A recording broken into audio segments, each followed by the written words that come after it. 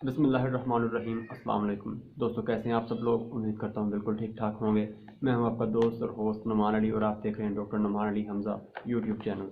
दोस्तों, आज की इस वीडियो में हम बात करने जा रहे हैं परिंदों की, और ख़ास करके जो मुर्गियों में पाई जाने वाली बीमारी रानी खेत या फिर न्यू कैसल डिजीज़ है उसके बारे में, या फिर कुछ लोग इसको पंजाबी ज़बान में कोकड़ा कहकर भी बुलाते हैं।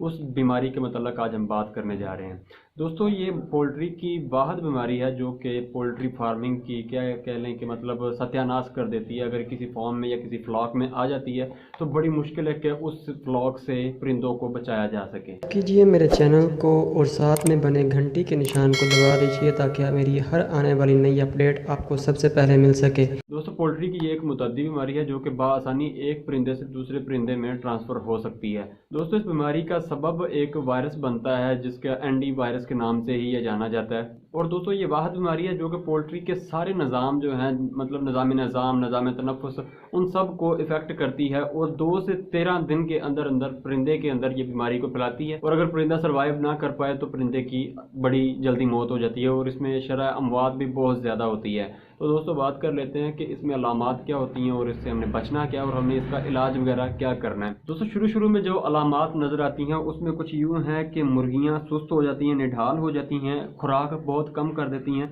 दूसरे नंबर पर है दोस्तों चोंच, नाक और आँखों से लेसदार मवाद खारिज होता रहता है। इसके अलावा दोस्तों, क्योंकि ये बीमारी निज़ाम तनफ़ुस पर असर करती है, इस वजह से परिंदा अपने नाक की बजाय मुंह खोलकर सांस लेता है और सांस लेते हुए हलक से एक ख़ास किस्म की आवाज़ आती है।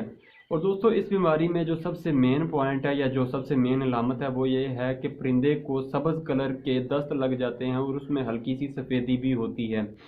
और इसके अलावा दोस्तों, परिंदे की कलगी का रंग जो होता है वो स्याही माइल हो जाता है। दोस्तों, चूंकि मैं आपको बता चुका हूं कि ये बीमारी एक वायरस से फैलने वाली है और वायरस की बीमारी जो होती है उसका इलाज मौजूद नहीं है। किसी भी वायरस की बीमारी का इलाज मौजूद नहीं है।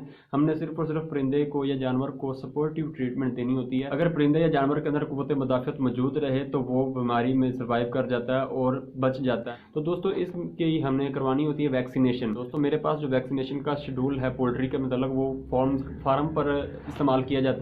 दोस्तों, परिंदे के पहले हफ्ते की उम्र में 5 से 7वें दिन में परिंदे को पहली दफ़ा वैक्सीन की जाती है और ये वैक्सीन ज़्यादातर आँख में कतरा डालने वाली वैक्सीन होती है। दूसरा टीका या दूसरी दफ़ा जो वैक्सीन की जाती है वो तीसरे हफ्ते में 17वें या 21वें दिन इसके इर्द गिर्द की जाती है और ये आधा सीसी इंजेक्शन जो होता है वो ज़ेरे जिल्द लगाया जाता है। तीसरा टीका या तीसरी दफ़ा वैक्सीन जो होती है वो दोस्तों 3 से 4 माह की उम्र में, जब परिंदे की उम्र 90 से 120 दिन हो जाती है, 1 सीसी टीका ज़ेरे जिल्द लगाया जाता है और फिर हर 2 माह के वक्फे से वैक्सीन की जाती है। लेकिन दोस्तों, जो हमारी सरकारी आती है या फिर जो हमारे सरकारी लोग जो हैं वो वैक्सीनेशन करवाते हैं वो होती है लसोटा के नाम से आती है। वो ना तो आँख में डालने वाली होती है और ना ही वो ज़ेरे जिल्द लगाया जाने वाला टीका होता है। दोस्तों, वो पानी में मिलाकर पिलाने वाली वैक्सीन होती है।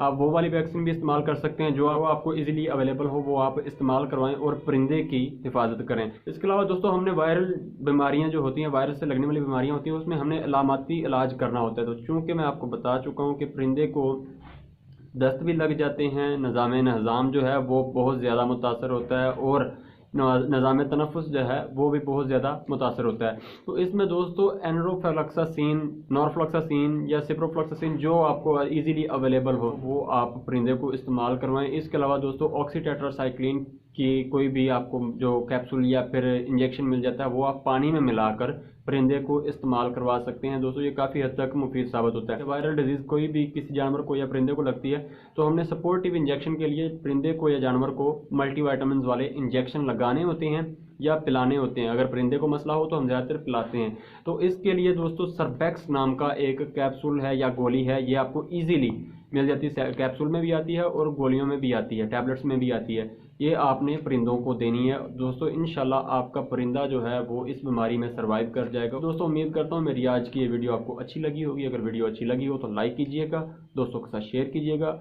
अपना ख्याल रखिएगा, घर वालों का ख्याल रखिएगा, जानवरों का ख्याल रखिएगा और परिंदों का ख्याल रखिएगा। अल्लाह हाफिज़।